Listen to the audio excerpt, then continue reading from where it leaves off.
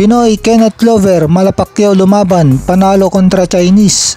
Panalo ang ating kababayan, most promising boxer, 20 years old lang, Kenneth Glover, kontra Chinese Cheng Cheng Yang via unanimous decision sa laban nila kahapon.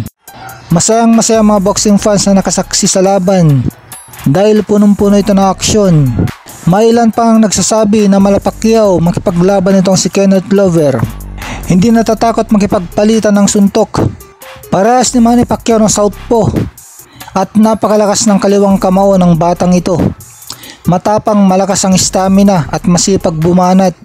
Dahil sa panalo ng Pinoy, napanalunan niya ang WBC Asia Pacific Youth Bantamweight title at umangat ang kartada sa 12 wins, wala pang talo at 7 knockouts. At bumagsak naman ang record ng tinalo niyang Chinese Cheng Cheng Yang sa 7 wins 6 losses.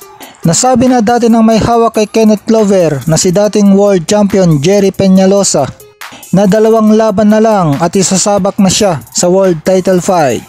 At tingin natin na sisikat ng gusto itong si Kenneth Glover dahil parehas sila ng kaisipan ni Manny Pacquiao na gustong pasayahin ang audience sa pagpapakita ng magandang laban.